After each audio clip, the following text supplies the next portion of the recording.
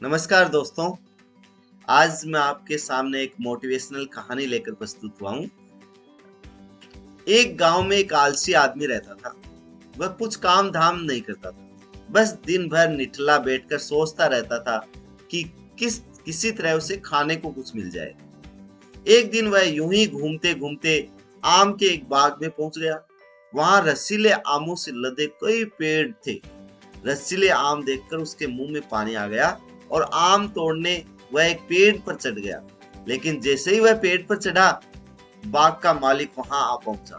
बाग के मालिक को देखकर आलसी आदमी डर गया और जैसे तैसे पेड़ से उतर कर वहां से भाग खड़ा हुआ। भागते भागते वह गांव में बाहर स्थित जंगल में जा पहुंचा। वहां बुरी तरह से थक गया था, इसलिए एक पेड़ के नीचे बैठकर सुस्ताने लगा। तभी उसकी नजर एक लोमड़ी पर पड़ी। उस लोमड़ी की एक टांग टूटी हुई थी और वह लंगड़ा कर चल रही थी। लोमड़ी को देखकर आलसी आदमी सोचने लगा कि ऐसी हालत में भी इस जंगली जानवरों से भरे जंगल में ये लोमड़ी कैसे बच गई? इसका अब तक शिकार कैसे नहीं हुआ? जिज्ञासा में वह एक पेड़ पर चढ़ गया और वहां पर बैठकर देखने लगा कि अब इस लोमड़ी के साथ आगे क्या होगा। कुछ ही पल बीते थे कि पूरा जंगल शेर की भयंकर दहाड़ से गूंज उठा, जिसे सुनकर सारे जानवर डरकर इधर उधर भागने लगे।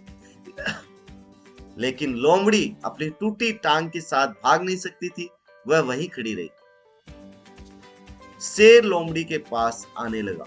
आलसी आदमी ने सोचा कि अब शेर लोमड़ी को मारकर खा जाएगा, लेकिन आगे जो हुआ वह कुछ अजीब था। शेर लोमड़ी के पास पहुंचकर खड़ा हो गया। उसके मुंह में मांस का एक टुकड़ा था, जिसे उसने लोमड़ी के सामने गिरा दिया। लोमड़ी बड़े मजे से मांस के उस टुकड़े को खाने लगी। थोड़ी देर बाद शेर वहां से चला गया। यह घटना देख आलसी आदमी सोचने लगा कि भगवान सच में सर्वे सर्वा है। उसने धरती के समस्त प्राणियों के लिए, चाहे वह ताकतवर हो, जानवर हो या इंसान हो, खाने पीने का प्रबंध कर रखा है। वह अपने घर लौट गया। घर आकर 2-3 दिन तक बिस्तर पर लेटकर प्रतीक्षा करने लगा कि जैसे भगवान ने शेर के द्वारा लोमड़ी के लिए भोजन भिजवाया था, वैसे ही उसके लिए भी कोई ना कोई खाने पीने का सामान ले आएगा। लेकिन ऐसा कुछ नहीं हुआ। भूख से उसकी हालत खराब होने लगी। आखिरकार उसे घर से बाहर निकलना ही पड़ा। घर के बाहर उसे एक पेड़ के नीचे बैठे हुए बाबा दिखाई पड़े। वह उनके पास गया और जंगल का सारा वृतांत सुनाते हुए बोला, बाबा जी, भगवान मेरे साथ ऐसा क्यों कर रहे हैं? उनके पास जानवरों के लिए भोजन का प्रबंध है, लेकिन इंसानों के लिए नहीं। बाबा जी ने उत्तर दिया, बेटा ऐसी बात नहीं है।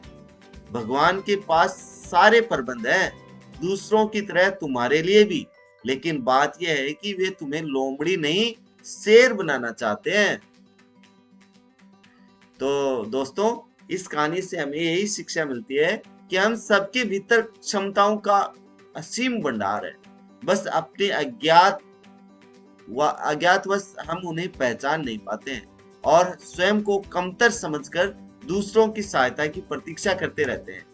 और स्वयं की क्षमता पहचानिए, दूसरों की सहायता की प्रतीक्षा मत करिए। इतने सक्षम बनिए कि आप दूसरों की सहायता कर सकें। तो दोस्तों, ये थी कहानी। धन्यवाद।